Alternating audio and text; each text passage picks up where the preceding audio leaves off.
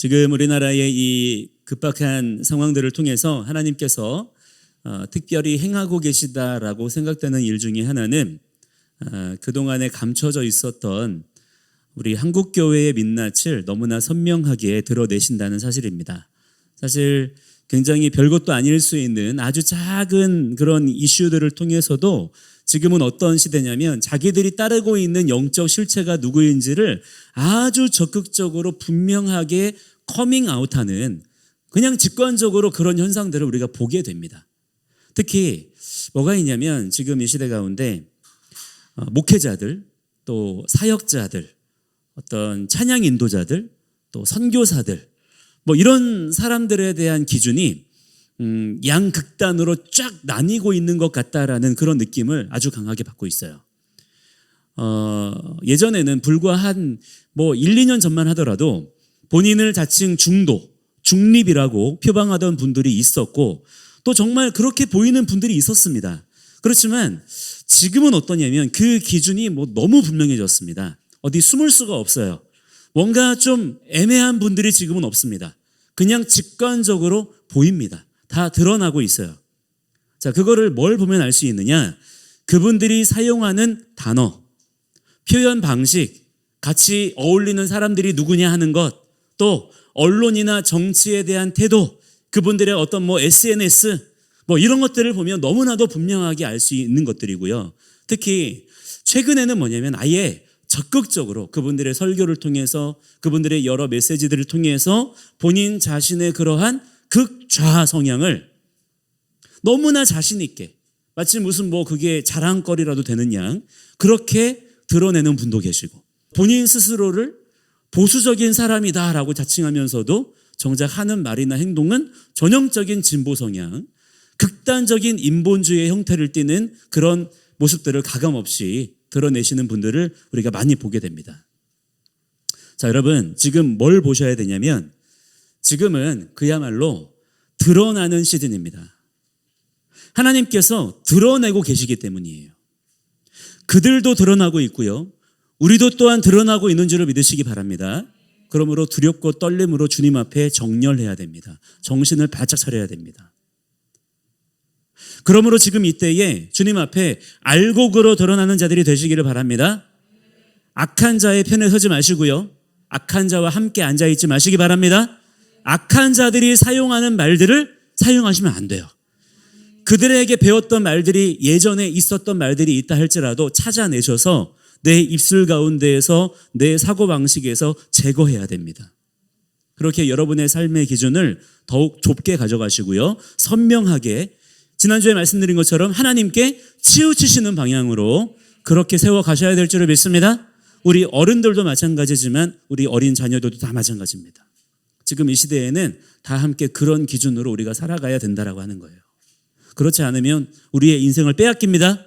여러분의 인생을 도적들에게 빼앗기지 마시기를 바랍니다. 지키는 자가 되시기를 바랍니다.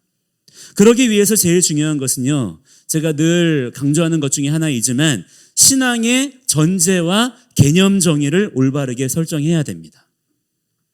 믿는다라고 말만 그렇게 하지 말고 과연 네가 뭐를 믿는 것이냐 정확하게 우리가 다른 사람에게도 설명할 수 있도록 그 개념에 대해서 내가 먼저는 정확하게 알고 있어야 된다 이 말이에요.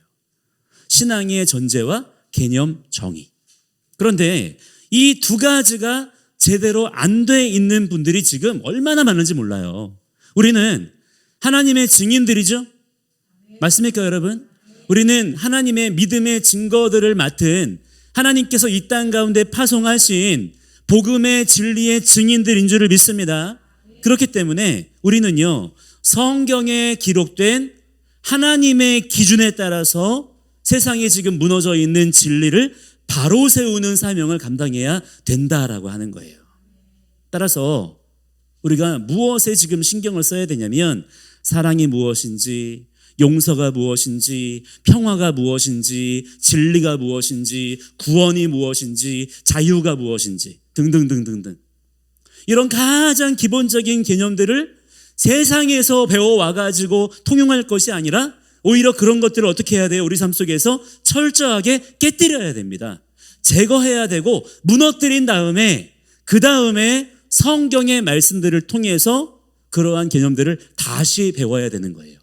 그래서 그 성경의 말씀들을 통해서 다시 배우게 된, 예를 들어서 아까 말씀드린 것처럼 사랑이란 무엇인지, 용서란 무엇인지, 자유란 무엇인지, 이런 거 있잖아요. 기쁨이란 무엇인지, 행복이란 무엇인지, 그런 말들이 세상에도 있지요. 그러나 세상은 진리가 있습니까? 없습니까? 파편적인 진리들은 있어요.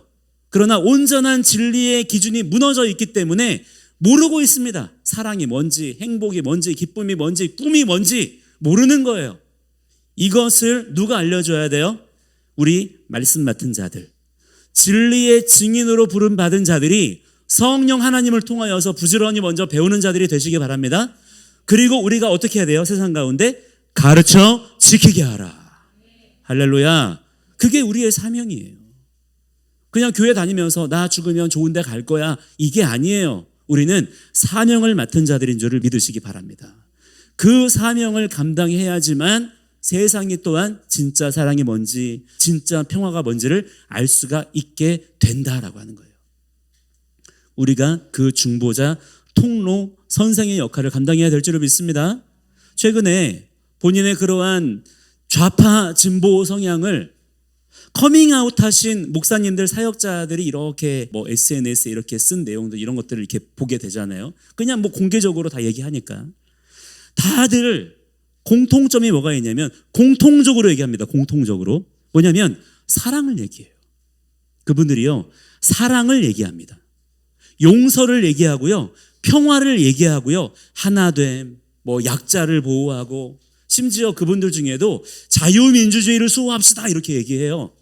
그분들도 독재 반대 얘기합니다. 전체주의 반대, 전체주의 안 된다, 이런 거 주장해요. 그들도. 그런데 문제는 뭐냐면 그 각각의 용어들을, 그 개념의 정의를 전혀 거꾸로 이해하고 있는 거예요. 성경 버전이 아니라 잘못된 사단의 그런 거짓된 용어들을 가지고서 그들이 그런 말들을 하고 있는 것을 보게 된다는 것입니다. 그러니까 사랑, 용서, 평화, 뭐 자유, 주권 등을 그렇게 얘기하면서도 실제로 누구하고 어울려요? 음행하는 자들, 악한 공산주의자들, 만몬을 숭배하는 사람들하고 같이 어울리면서 그들하고 손잡고 같이 그렇게 다니고 있는 거예요. 그러면서 더 자기가 맡은 교인들을 죄짓게 만들고 회개하지 못하게 하고 적극적으로 그들과 하나님 사이를 회방하는 그런 역할들을 그들이 하더라는 것입니다. 그래서 여러분, 지금의 이 진리에 대한 미혹과 영적 공격이 지금 가득한 이런 시대 가운데 우리가 더욱 힘써야 될 것이 무엇이냐면, 여러분, 진리를 더욱 아는 자들이 되시기 바랍니다. 모르면 안 돼요. 지금은 알아야 되는 거예요. 진리를 알아야 되기 때문에 기록해서 주셨죠. 또한 지혜와 계시의 영이신 성령님, 성경에 기록된 성령님에 대한 소개입니다. 지혜와 계시의 영을 우리에게 주사. 할렐루야. 그래서 하나님의 뜻을 알게 하시는 거예요. 진리가 너희를 어떻게 해요? 자유케 하리라. 그 말은 무엇입니까? 반대로 말하면 우리가 진리를 모르면, 진리에다가 우리의 삶을 맞추지 않으면요, 자유를 빼앗기게 된다 이 말이에요. 우리의 삶이 무언가에 붙잡히게 되고 묶이게 되고 눌리게 된다는 거예요. 실제로 지금 그런 일들이 시대적으로, 세대적으로 엄청나게 일어나고 있다는 것을 지금 우리의 삶 속에서 똑똑하게 목격하고 있고 경험하고 있지 않습니까? 성경을 보시면 하나님께서 자기 백성들에게 계속해서 부담스러울 정도로 요구하시는 게 뭐냐면 하나님의 율법, 하나님의 말씀을 계속 어떻게 해요? 읽어야 되고 소리내야 되고 연구해야 되고, 더욱 그렇게 하나님 말씀을 아는 자가 되라는 거예요. 그게 하나님의 백성의 제일 첫 번째 사명입니다. 하나님 말씀을 모르면서 사랑을 말하고 용서를 말하고 평화를 말하고 다 거짓이에요. 오직 하나님의 진리의 말씀을 아는 자들이 되시기 바랍니다. 이런 얘기하면 무슨 뭐 율법주의니 어쩌니, 여러분 이런 말에 속지 마세요. 우리 하나님의 구원받은 성도들의 가장 첫 번째 열정은 어디를 향해야 됩니까? 기도, 찬양, 물론 중요하지만 그 전에 먼저 뭐예요? 하나님의 기록된 말씀. 말씀을 알아야 기도하죠. 그렇지 않아요? 말씀을 알아야 찬양할 거 아니에요. 근데 지금 이 시대에 기도의 행위는 많고 찬양의 어떤 모임들은 많지만 정작 뭐가 지금 메말라가고 있어요? 하나님의 기록된 말씀이 우리의 마음판에 새겨져 있지 않은 거예요. 이것이 두려운 것입니다. 다음 세대가 점점 교회를 떠나간대요. 왜 떠나가요? 수련회가 없어요? 캠프가 예전보다 좀 그렇게 파워풀하지 않습니까? 찬양팀이 적어요? 오히려 그렇지 않죠. 정반대죠. 캠프들 점점 늘어나고 있고 찬양팀 얼마나 많습니까? 얼마나 세련된 팀들이 많아요. 그렇지만 정작 우리 다음 세대 자녀들의 마음판에 지금 뭐가 심겨져 있지 않아요? 하나님의 말씀이 심겨져 있지 않아요. 어릴 때부터 붙잡아 놓고 말씀을 가르쳐야 돼요. 말씀을 주입해야 됩니다. 그 마음판에 심겨져야 돼요. 근데 하지 않는 거예요. 왜? 인권이라는 이름으로. 아이들을 기쁘게 즐겁게 놓아다니게 하기 위해서 말씀을 가르쳐 지키게 하지 않는 거예요. 그러니까 세대 전체를 세상 가운데 지금 어떻게 하고 있습니까? 빼앗기고 있는 것입니다. 하나님 말씀에 대한 부담감을 가져야 될 줄 믿습니다. 하나님 말씀을 아는 자가 되어야 됩니다. 이 백성이 왜 망해요? 지식이 없어 망하는도다. 수학 공부를 못해서예요? 과학 공부를 못해서입니까? 어떤 지식이 없는 거예요? 하나님 말씀 지식이 없는 거예요. 순종해야겠는데 순종해야지. 우리가 하나님 말씀대로 살아야지. 그런 마음은 다 가지고 있어요. 근데 문제가 뭐예요? 어떤 말씀에 순종해야 될지를 아는 게 없어요. 그러니까 내 삶 가운데 순종의 열매가 없는 것입니다. 자, 그러면 순종하려면, 순종할 마음이 있다면 가장 먼저 뭐 해야 될까요?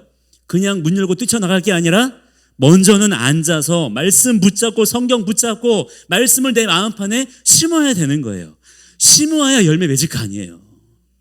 먼저는 여러분 심는 자들이 되시기 바랍니다. 하나님 말씀을 부지런히 심으시고 그 말씀의 씨앗의 열매를 풍성히 맺는 자들이 되어야 될 줄 믿습니다. 그게 하나님의 창조 원리예요. 예루살렘 멸망 이후에 디아스포라 유대인들, 초대교회 성도들이 카타콤의 지하 땅굴로 파고 들어갔어요. 죽으니까 신앙 지키기 위해서, 믿음 지키기 위해서 카타콤 그 지하 땅굴로 막 들어가는 거예요. 그런데 그들이 그 지하 땅굴로 막 들어가가지고 그 땅굴 속에 숨어 살면서 그들이 감당했던 일이 뭡니까? 그냥 그 지하 땅굴 속에서 기도만 했나요? 그냥 찬송가만 부르면서 예수님 생각만 했나요? 그들이 그 카타콤에서 했던 게 뭐냐면 성경을 기록하는 일이었어요. 하나님 말씀 잊어버리면 안 돼. 하나님 말씀을 지켜야 돼. 그 지하 땅굴, 한 사람이 겨우 운신할 만한 그 좁은 통로 속에 들어가 살면서 하나님 말씀을 양피지에다가 기록하는 거예요. 그 말씀을 남기기 위해서, 전수하기 위해서 이 진리의 말씀이 하나님의 복음을 증거하는 데 있어서 가장 중요한 것이기 때문에 성경을 필사했어요. 거기에서 하나님의 말씀, 구약의 말씀들, 사도들의 편지들, 복음서들을 그 좁은 땅굴 속에서 목숨 거는 거예요. 목숨 걸고 뭐 합니까? 필사하는 거예요. 말씀을 지키고 막 공부하는 겁니다. 그렇게 그들은 정말 목숨을 다해서 자기들의 멘탈을 지키는 게 아니에요. 자기들의 어떤 신념을 지키는 게 아니라 뭐를 지켜요? 말씀을 지켰던 것입니다. 그 신앙의 유산을 이어받는 자들이 되어야 될 줄 믿습니다. 지금도 그러면 우리가 사는 거예요. 그런데 지금 이 시대는요, 저는 진짜 지금 너무나 기가 막힌 게 뭐냐면 한국 교회가 너무 진짜 수준이 낮은 게 뭐냐면, 아니 무슨 애니메이션 한 편 때문에 지금 한국 교회가 둘로 나뉘었어요. 너무 유치하고 너무 저급합니다. 진짜 한국 교회가 정신이 완전 나간 것 같다는 거예요. 제정신들이 아니에요. 지금 정작 성경, 하나님의 기록된 말씀에 대한 지식은 점점 메말라가는 반면에 무슨 신학이 뭐가 어땠고 신학적인 논쟁 이렇게 저렇게 하면서 애니메이션 한 편을 지키기 위해서 너무 웃기는 일이 벌어지고 있다라고 하는 거예요. 찬양곡은 여러분 몇 곡씩 막 암기하면서 그렇게 불러요. 따라 부르고 막 합니다. 그런데 정작 하나님 말씀에 대해서는 몇 절 암송하는 말씀도 별로 없어요. 무슨 단합대회니, 무슨 회식이니, 바자회니, 이런 것들에만 열을 쏟고 있는 그런 모습을 우리가 볼 수 있다라고 하는 것입니다. 그래서 시간이 가면 갈수록 지금 어떤 일이 벌어지고 있습니까? 교인들이요, 성경을 몰라요. 기독교인들인데 우리는 하나님의 말씀을 진리라고 믿는 사람들이죠. 여러분 그렇게 동의하십니까? 정말 하나님 말씀이 진리인가요? 그 진리의 말씀이 성경에 기록되어 있는 그 말씀 맞아요? 그러면 여러분 너무나 당연하게 진리니까 이 말씀을 알아야 돼요? 몰라도 돼요? 당연히 알아야 되겠죠. 왜? 우리가 인정하죠. 진리의 말씀이라고. 진리가 너희를 자유케 하리라. 다 그렇게 아멘 아멘 하잖아요. 그런데 너무나 아이러니한 건 뭐냐면 기독교인들이 뭐를 몰라요? 성경을 몰라요. 그냥 기독교, 예수님에 대한 동화 이야기나 나는 거예요. 성경이 말씀하는 기본 개념들에 대해서 무지합니다. 그러는 사이에 세상의 개념들이 교회로 잠식해 들어와서 기독교의 변질과 왜곡을 부추기는 겁니다. 도대체 자기들이 무슨 얘기를 하는지도 모르고 있는 거예요. 자, 이러한 상황들을 바꾸기 위해서는 우리 성도 여러분들께서라도 이 시대 가운데 더욱 깨어서 말씀의 사람이 되시기를 바랍니다. 다른 여러 가지 신학적인 물론 그런 것들이 도움이 될 만한 부분도 있겠습니다만은 가장 중요한 게 뭐예요? 하나님의 말씀을 아는 자들이 되셔야 됩니다. 책임감, 사명감, 부담감을 가지시고 하나님 말씀을 먼저 보는 자가 되세요. 그것도 그냥 이렇게 보고 지나가는 게 아니라 공부하세요. 하나님 말씀을 더 알기 위해서 공부하셔야 됩니다. 말씀 공부하는 것은 신학자들, 목사님들, 어떤 사역자들만 하는 게 아니라 모든 성도의 의무예요. 모든 성도가 성경을 공부해야 됩니다. 더 알고자 해야 돼요. 그럴 때 진리가 우리의 삶을 자유케 하는 역사를 온전하게 경험하게 됩니다. 하나님 말씀을 알수록 우리의 믿음이 더 강해져요. 근데 모를수록 하나님 말씀에 어떤 말씀에 순종해야 될지도 모르게 되고 우리가 더 영적 공격을 받기도 쉬워집니다. 자, 오늘 본문을 통해서도 사도 바울은 중요한 한 가지의 개념 정의에 대해서 성도들에게 가르쳐주고 계시는 것을 볼 수가 있는 거예요. 자, 오늘 본문은 사실은 한 가지 주제에 대한 구체적인 설명들이라고 볼 수가 있어요. 그게 뭐냐면 9절 첫머리에 이렇게 시작하죠. 사랑에는 뭐가 없어요? 거짓이 없나니. 아멘이십니까? 자, 이거를 조금 더 원어적인 뉘앙스를 살려가지고 번역을 하자면 사랑은 허상이 아니다. 사랑은 실제적인 것이다. 그런 말씀이에요. 그리고 나서 그렇다면 실제적인 사랑, 허상이 아닌 사랑은 구체적으로 어떠한 것인지를 우리에게 잘 설명해 주시는 그런 구조의 말씀인 것입니다. 지금 사도 바울은 메시아 안에서 새롭게 창조된 하나님의 형상, 누구입니까? 주의 몸된 교회의 각 성도들이 어떤 방식으로서 하나됨을 누리고 연합해야 되는지를 말씀하고 있는 중에 있습니다. 그 가운데서 오늘 이 이야기를 하고 있는 거예요. 그리고 그 핵심은 뭐냐면 사랑이라는 거예요. 사랑은 여러분 그야말로 기독교의 핵심입니다. 예수님께서도 모든 율법과 선지자의 강령, 모든 구약 성경의 모든 핵심적인 주제는 뭐라 그랬어요? 하나님을 사랑하고 이웃을 사랑하는 것이다. 이렇게 말씀하셨죠. 그렇기 때문에 이 사랑이라고 하는 것을 하나님의 기준대로 우리가 제대로 이해하고 제대로 이행하지 못한다라고 한다면 구원받은 성도의 삶을 우리가 살 수가 있어요, 없어요? 없게 되는 것이죠. 그런데 지금 바로 한국교회 안에 그 일들이 벌어지고 있다는 것입니다. 사랑을 말하긴 하는데 하나님의 기준을 모르는 거예요. 여러분 세상도요. 사랑이 좋은 것인 줄 압니까? 모릅니까? 다 압니다. 그래서 세상도 사랑을 얼마나 강조하는지 몰라요. 세상의 수많은 노래들과 책들과 온갖 드라마와 영화들, 미술 작품들이 가장 많이 이야기하는 것이 뭐예요? 바로 사랑에 대한 주제예요. 사랑하자는 거예요. 우리 서로 미워하자, 우리 같이 죽어버리자, 이런 내용은 가끔가다 있기도 합니다만 거의 없어요. 전부 다 어떤 겁니까? 우리 사랑하자, 우리 평화롭자, 하나가 되자. 동성애자들도 그 밖에 온갖 음란한 사람들도 다 뭐예요? 그걸 사랑이라고 생각하면서 하는 거예요. 그만큼 각 사람 안에는 본성적으로 뭐가 있습니까? 사랑에 대한 갈망이 있다는 겁니다. 그런데 왜 여전히 세상 가운데 사랑이 아닌 역사들, 문제가 계속해서 발생하고 있죠? 왜 사랑의 역사가 아니라 점점 더 세상 가운데 미움과 증오와 파괴가 일어날까요?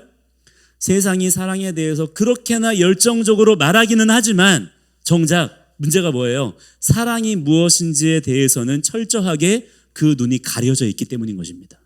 그래서 세상은 점점 사랑의 결핍을 경험하고 있어요. 세상은 사랑을 행할 아무런 능력이 없기 때문인 것입니다. 왜 그러냐 하면 여러분, 사랑은 오직 누구에게만 있는 것입니까?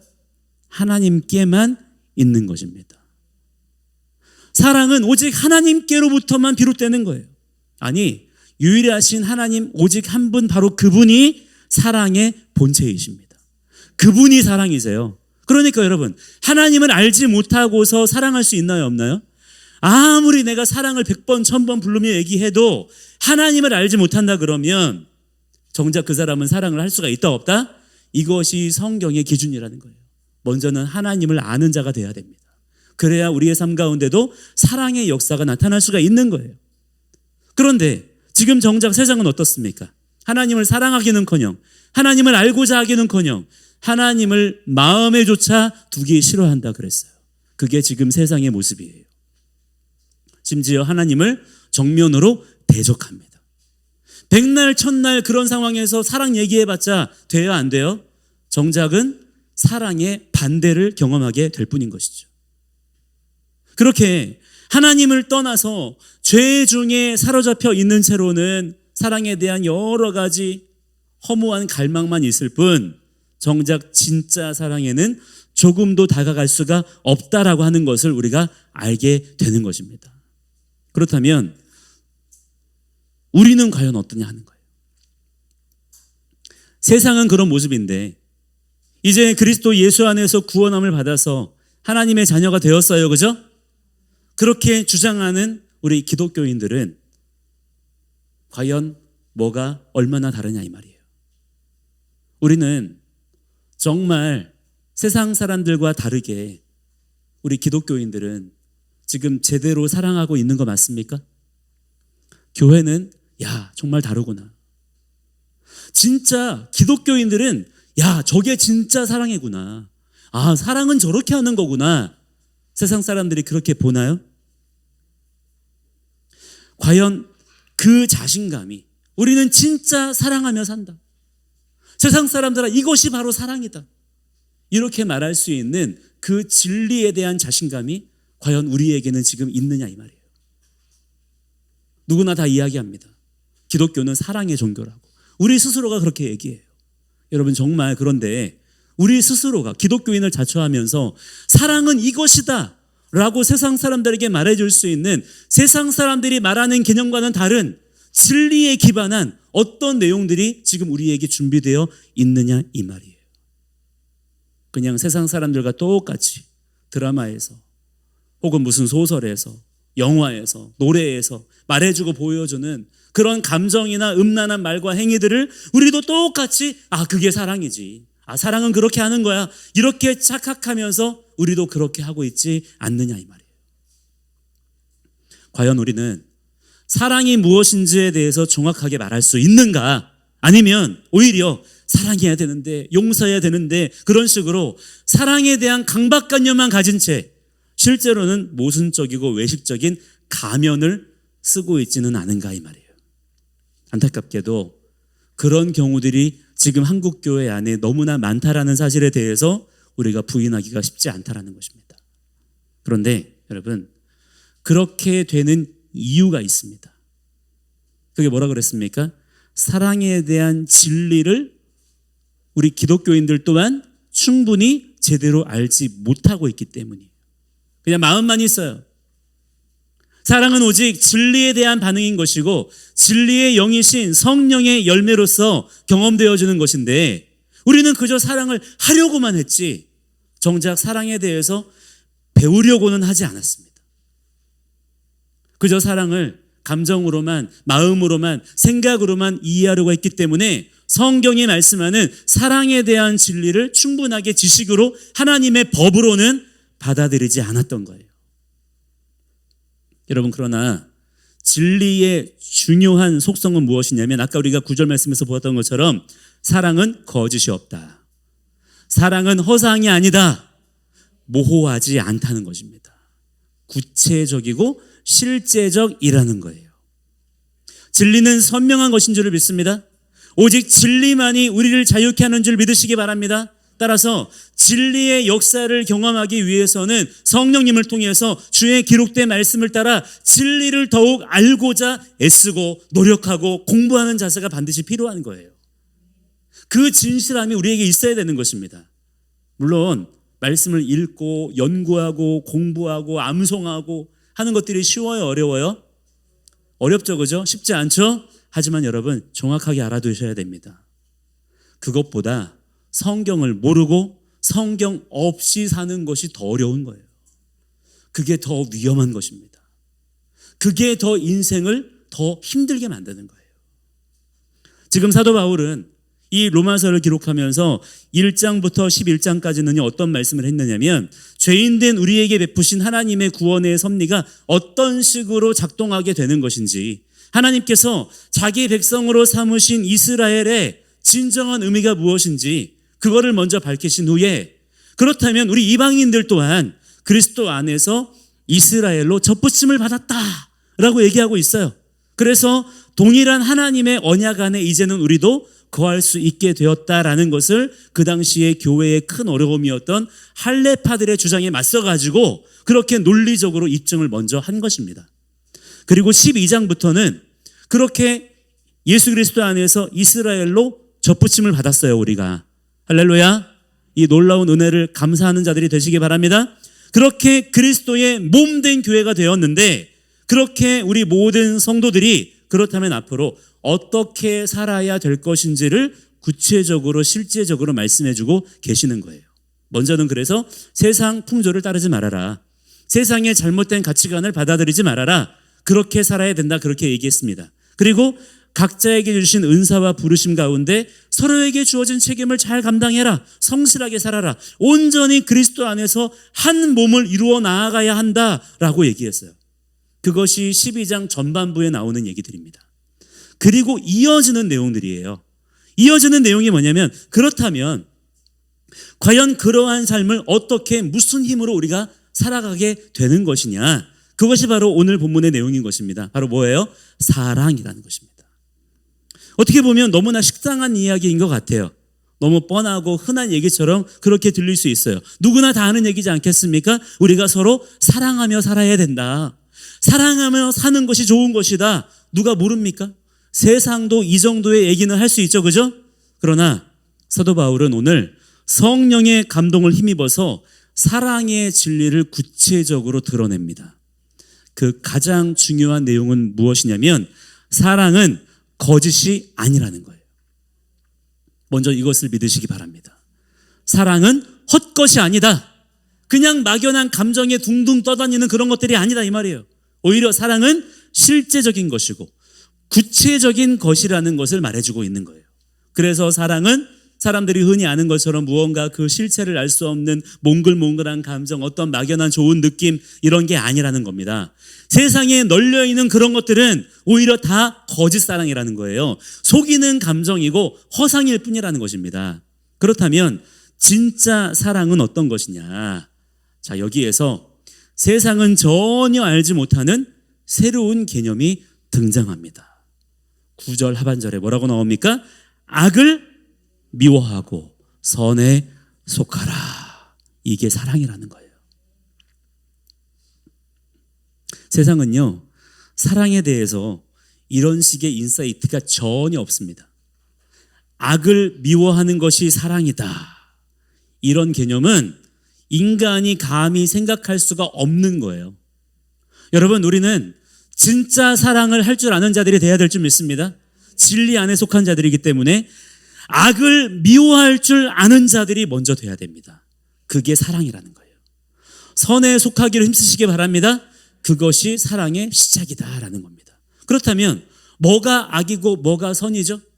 우리가 생각할 때 나의 기준으로 이거는 선한 거야, 이거는 악한 거야, 그런 기준이, 그런 구분이 의미가 있습니까? 없습니까? 만약에 인간이 나누는 거라면 저마다의 버전이 다 다를 거예요. 그것이 선한 것이냐 악한 것이냐라고 말할 수 있는 기준은 오직 누구의 기준밖에 없어요? 하나님의 기준밖에는 없는 줄을 믿습니다. 하나님의 말씀이 기준이에요. 하나님 그분이 기준이세요. 하나님께서 기록된 말씀에 말씀하시기를 이거는 옳다라고 하신 것은 선한 것입니다. 그러나 이것은 잘못됐다라고 말씀하신 것은 뭐가 어떻게 됐든 잘못된 거예요. 나는 이것을 기뻐한다. 그것이 선한 것입니다. 나는 이것을 미워한다, 싫어한다. 그것은 악한 거예요. 너무나 선명하게 하나님의 말씀에 기록이 되어져 있는 것입니다. 윤리, 도덕이 아니라는 거예요. 여러분, 진짜 사랑을 하는 자들이 되기를 원하십니까? 그렇다면 먼저 우리 안에 뭐가 있어야 되겠어요? 하나님의 말씀이 꽉 차 있어야 됩니다. 그래야만 기준이 명확해져서 아까 사랑이 뭐라 그랬어요? 악을 미워하는 거예요. 선을 원하는 것입니다. 그렇기 때문에 그 기준이 먼저 명확해야 된다라고 하는 거예요. 만약에 어떤 남편이 있는데 그 남편이 너무 사람이 좋아요. 너무 나이스한 사람이고 진짜 착한 사람이에요. 그래서 자기 아내도 사랑하고 다른 집 아내도 사랑하고 여러 여자들을 두루두루 사랑한다 그러면 사람들이 그 사람 보고 뭐라 그래요? 저 사람은 진짜 사랑이 많구나 그래요? 그 사람은 바람둥이죠. 간통하는 사람일 뿐인 것입니다. 과연 그 사람의 그러한 마음으로 누가 진짜 사랑이라고 말할 거냐 이 말이에요. 우리는 이 마지막 때에 세상 거짓 철학에 속지 말아야 됩니다. 세상에 들려주는 그럴듯한 달콤한 말들에 속지 말아야 돼요. 사람은 기본적으로 죄인이기 때문에 이 죄인의 특성은 미련합니다. 우리 안에 미련함이 있습니다. 인정하기 싫지만 인정하셔야 돼요. 우리 안에 죄가 가져다주는 미련함이 묻어 있어요. 여전히. 주님 다시 오셔서 우리의 이 썩어질 몸이 썩지 아니할 몸으로 변화되기 전까지는 그 미련함이 계속해서 우리의 멱살을 잡고 끌고 가려고 할 겁니다. 그럴 때 깨어 있으셔야 돼요. 그 미련함 때문에 세상이 들려주는 그 어리석은 말들이 옳게 들릴 수가 있어요. 달콤하게 느껴질 수가 있는 것입니다. 그렇기 때문에 우리가 그런 미혹에 빠지지 않기 위해서 정신을 차리고 뭐 해야 돼요? 하나님 말씀 붙잡아야 돼요. 그냥 하는 게 아니에요. 반드시 진리를 따라 행하는 자들이 돼야 됩니다. 여러분, 사랑을 우리가 영화에서 배우면 돼야 안 돼요? 드라마에서 배우면 됩니까? 안 됩니까? 이 시대에 많은 청년들이 왜 결혼을 안 하나 물어봤더니 현실하고 드라마하고 너무 다른 거예요. 당연히 다를 수밖에 없죠. 드라마는 현실이 아닌데. 드라마는 만들어낸 이야기잖아요. 가공의 판타지란 말이에요. 그런 내용들을 가지고서 사랑과 어떤 연애 감정 이런 것들을 기준 삼으니까 현실에서는 사랑할 만한 사람이 없는 거예요. 그런 잘못된 판타지에서 벗어나는 자들이 돼야 될 줄 믿습니다. 오직 진리의 말씀에 푹 잠기는 그런 여러분들의 삶이 되시기 바랍니다. 오직 사랑은 진리의 말씀을 통해서만 배워야 될 줄을 믿습니다. 그렇지 않으면 음란해지는 거예요. 미련해지는 것입니다. 세상의 방종으로 치달아갈 수가 있다는 거예요. 그렇다면 진리의 성경의 말씀은 사랑을 무엇이라고 말씀하나요? 자, 오늘 본문에서도 보시면 사랑은 단순한 그냥 좋은 감정이 아니라 관계의 기준을 하나님의 기준대로 바로 세우는 일이라는 것입니다. 이게 중요한 거예요. 10절에 보시면 형제를 사랑하되 그냥 사랑하는 게 아니에요. 그냥 내 기준으로 내 생각대로 그냥 사랑하는 게 아니라 뭐예요? 그 구체적인 내용들을 말씀해 주십니다. 서로 우애하고 존경하기를 먼저 해라 그랬어요. 우리가 서로를 친절하게 내 기준대로 내 버전대로 우리가 친절하게 대해 줄 수 있죠? 나름대로 내 나름대로 존중해 줄 수 있잖아요. 그러나 과연 그 사람을 존경할 수도 있겠습니까? 뭔가 좀 존경할 만한 사람이어야 존경할 수 있는 거 아니겠어요? 그런데 사도 바울은 진실한 사랑에 대해서 이야기하면서 서로의 형제됨으로 인하여서 즉 그 안에 계신 예수 그리스도를 인하여서 그를 존경할 줄도 아는 것이 바로 거짓 없는 진짜 사랑이라는 거예요. 사람의 기준이 아니라는 것이죠. 11절과 12절에 보시면 부지런하여 게으르지 않는 것 그리고 소망 중에 인내할 줄 아는 것이 사랑이라는 겁니다. 함께 읽어보겠습니다. 11절 12절 시작. 부지런하여 게으르지 말고 열심을 품고 주를 섬기라. 소망 중에 즐거워하며 환난 중에 참으며 기도에 항상 힘쓰며. 아멘. 또한 13절도 함께 보시겠습니다. 시작. 성도들의 쓸 것을 공급하며 손 대접하기를 힘쓰라. 아멘. 이러이러한 것들이 진정한 사랑의 모습들이라는 거예요. 14절 이후로 보시면 세상의 윤리 도덕보다 훨씬 더 높은 기준을 성도들에게 부여하시는 것을 볼 수가 있습니다. 박해하는 자를 어떻게 해요? 축복하고, 우는 자들과 함께 울고, 그냥 위로해 주는 게 아니에요. 함께 울고, 교만하지 말고, 모든 사람과 화목하기를 힘쓰고, 원수를 갚으려고 하지 말고 심지어 원수가 줄이거든 먹여주래요. 이 말씀대로 그에게 행하라는 것입니다. 이 진리를 따라 반응하라는 거예요. 이것이 거짓 없는 진짜 사랑의 능력이라는 것입니다. 세상에 그 대단하다는 도덕과 윤리와 철학도 감히 흉내내지 못할 이 정도의 이 높은 기준을 과연 누가 감당을 할 수가 있을까요? 누가 과연 이렇게 살 수가 있겠습니까? 그래서 이 말씀들이 나오기 전에 1장부터 11장까지의 말씀이 필요했던 것입니다. 하나님의 크신 은혜와 경륜으로 이스라엘의 왕으로 오신 예수 그리스도를 말미암아서 이스라엘의 신실함을 대신 갚아주시고, 할렐루야, 우리로 하여금 그 이스라엘로 접붙여 주신 그리스도 안에 있는 생명의 성령의 법 안에 있는 자들에게서는 마치 좋은 나무가 좋은 열매를 맺듯이 이러한 사랑의 행위가 마땅히 흘러나와야 된다는 거예요. 그러면 그 영적 원리와 비결이 무엇이냐? 오늘 본문의 구조를 보시면 10절부터 20절까지의 이 모든 사랑에 대한 구체적인 설명들이요, 마치 괄호 안에 이렇게 담겨져 있는 것처럼 볼 수 있어요.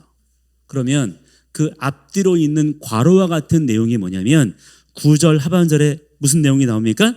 악을 미워하고 선에 속하라. 맨 마지막 21절에는 어떤 내용들이 있어요? 악에게 짓지 말고 선으로 악을 이기라. 이 두 절의 말씀 속에 이 내용들이 이렇게 담겨져 있는 것처럼 보이더라고요, 저는. 이 두 기둥이 딱 있는 거예요. 사랑의 내용을 이 두 기둥이 이렇게 감싸고 있는 모양새입니다.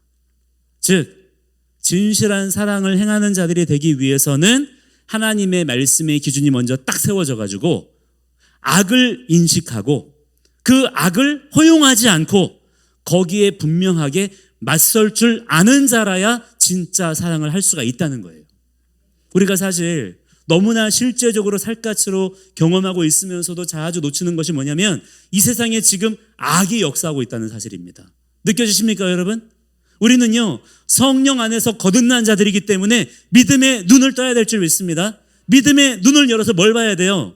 세상에 가득한 이 악의 정체를 똑바로 분별할 줄 아는 자들이 돼야 될 줄 믿습니다. 지금 세상을 망치는 모든 일의 근본 원인은 바로 이 악이라고 하는 거예요. 하나님 말씀에서 벗어난 것들, 하나님 말씀을 대적하는 것들. 그렇기 때문에 반드시 이 악의 문제를 해결해야만 온 세상을 구원하시려는 하나님의 사랑의 역사가 반드시 온전하게 일어나게 된다는 것입니다. 그것을 밝히고 드러내는 능력이 바로 하나님의 말씀, 진리에 빛 비추는 거예요. 그분이 바로 우리 예수 그리스도이신 것입니다. 하나님은 사랑이 많으신 분이시지만요, 그렇지만 그렇다고 해서 모든 것을 다 그냥 없던 일로 하시고 덮으시고, 야 덮어 괜찮아 이렇게 하시는 분이 아니십니다. 오히려 하나님은 사랑이시기 때문에 죄를 드러나게 하십니다. 죄에 대하여 책임을 물으십니다. 죄를 제거하시는 분이에요. 오히려 하나님은 완전하신 사랑, 바로 그분이시기 때문에 반드시 어떻게 하십니까? 모든 악을 멸하시는 분이십니다. 그래서 사랑의 주님이신 거예요.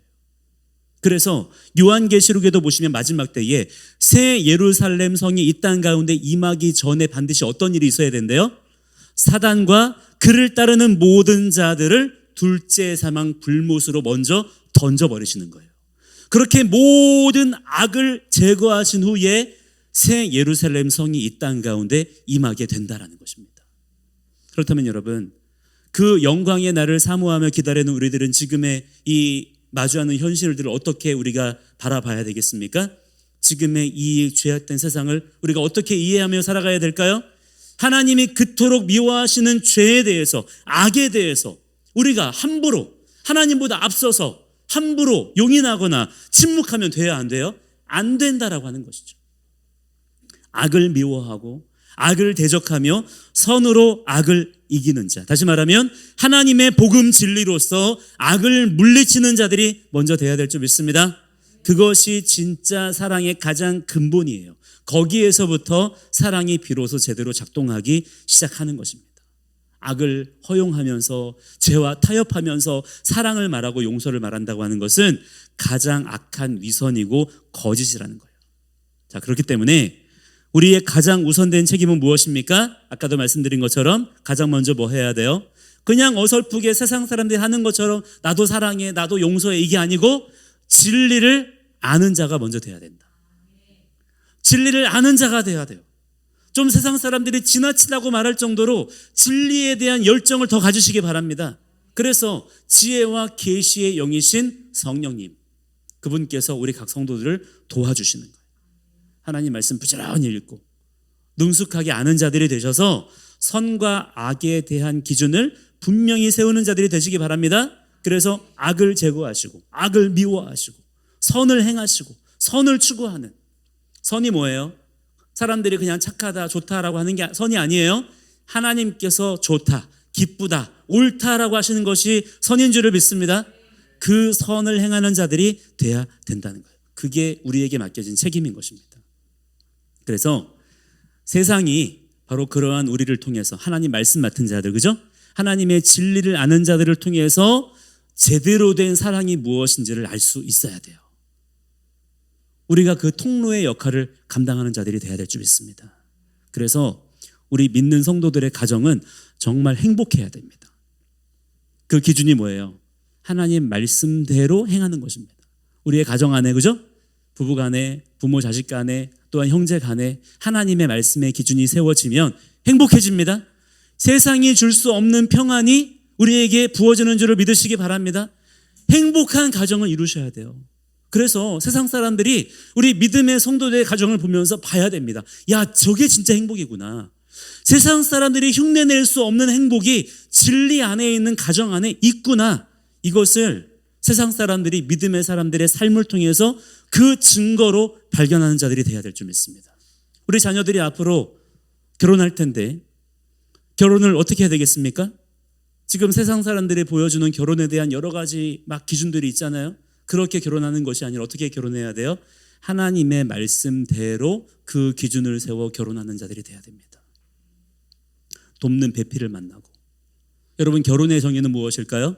하나님을 경외하는 남녀가 하나님을 경외함으로 인해서 한 가정을 이루어서 하나님을 경외하는 마음으로 자녀를 낳아서 그 자녀를 하나님을 경외하는 자로 양육하며 세우는 것입니다. 그게 결혼이에요. 이런 기준들이 우리 믿음의 성도들의 삶 가운데 바로 세워져야 세상 가운데 진실한 사랑의 능력이 발휘되는 거예요. 그런데 지금 한국교회 성도들의 가정 가운데에 이러한 기준이 제대로 세워져 있어요? 없어요? 다 무너져 있어요. 아무하고나 지들 좋다는 사람도 막 결혼시키는 거예요. 그러면 안 된다는 것입니다. 결혼의 가장 중요한 기준은 하나님을 경외함이에요. 본인도 하나님을 경외함, 이게 준비입니다. 그리고 자기가 만날 배우자도 하나님을 경외함. 끼리끼리 만난다 그러죠. 하나님을 경외하는 남자가 어디 있어요? 하나님을 경외하는 여자가 어디 있어요? 여러분, 있을까요? 없을까요? 본인 자신이 하나님을 경외하는 자라면 보입니다. 만나게 됩니다. 만나게 하십니다. 그런데 그런 증거가 없는 거예요. 그러니까 하나님을 경외하는 사람들끼리 만나서 가정을 이룬다는 거에 대해서 소망이 없는 거예요.